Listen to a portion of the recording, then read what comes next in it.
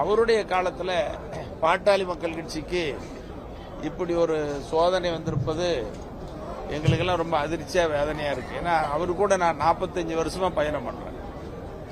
45 வருஷமா பயணம் பண்ணி ஒற்றுமையாகவும் வலிமையாகவும் தமிழ்நாட்டினுடைய வளர்ச்சிக்கு குரல் கொடுக்காத போராடாத பிரச்சனையே இல்லை என்று சொல்லுகிற ஒரு தலைவர் மருத்துவரையாவுக்கு இப்படி ஒரு சோதனை, எங்களுக்கு இப்படி ஒரு வேதனையெல்லாம் வந்தது ரொம்ப துரதிர்ஷ்டவசம் மட்டுமல்ல, ரொம்ப வேதனையான நிகழ்வாக தான் நாங்கள் இந்த சம்பவத்தை பார்க்குறோம். ஒன்றுபட்டால் உண்டு வாழ்வு, ஒற்றுமை நீங்கிட நம்ம அனைவருக்கும் தாழ்வு. ஒற்றுமையை பலம் தான் எல்லாருக்கும் பொருந்தும். அது அரசியல் கட்சிகளில் சில பிரச்சனைகள் வரும், எல்லா கட்சிகளையும் பிரச்சனைகள் வரும். அது இயல்பு. நம்ம இந்திய அளவில், மாநில அளவில், தமிழ்நாடு அளவில் பார்க்குறோம். வந்தாலும் கூட ஒற்றுமையாக இருக்கணுங்கிறது தான் நல்லதாக நாங்கள் பார்க்குறோம். எப்படி இருந்தாலும் கூட பாட்டாளி மக்கள் கட்சியில் 5 சட்டமன்ற உறுப்பினர்களையும் நியமித்தவர், அதற்கான பொறுப்புகளை நியமித்து கொடுத்தவர் மருத்துவரையா அவர்கள். அவர் தான் தொடங்கியவர், அவருக்கு தான் முழு அதிகாரம் இருக்கு. அவருடைய வழியில நாங்கள் பயணிக்கிறோம். இந்த நிலை ஏற்பட்டது துரதிர்ஷ்டவசம், வேதனைங்கிறது இந்த நேரத்தில் உங்கள் மூலமாக சொல்லிக்கொள்ள விரும்புகிறேன்.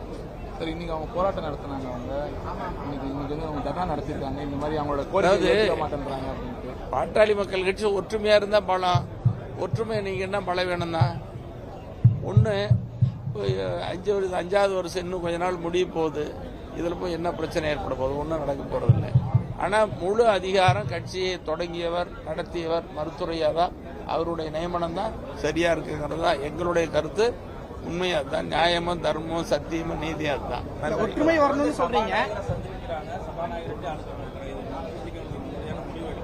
அவங்க விருப்பம், அவங்க விருப்பத்துக்கு செய்யறாங்க. நம்ம அதை ஒன்றும் குறை சொல்ல முடியாது. நம்ம ஒன்றும் தேவையில்லாத குறைச்சல தலையிடக்கூடாது. பாட்டாளி முடிஞ்ச வரைக்கும் பாட்டாளி மக்கள் கட்சிங்கிறது ஒண்ணுதான், ஒற்றுமையா இருக்கணும். ஆனா மக்களுக்கான தான் போராட்டம் நடந்திருக்கு. இப்பதான் புதுசா கட்சிக்குள்ள போராட்டம் நடத்துறாங்க.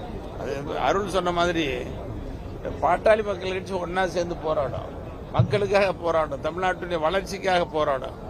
பாட்டாளி மக்கள் கட்சியிலே போராடுறதுங்கிறது வினோதமானது, துரதிர்ஷ்டவசமானது. நீங்க ஸ்பீக்கர் பார்க்கலையா சார்?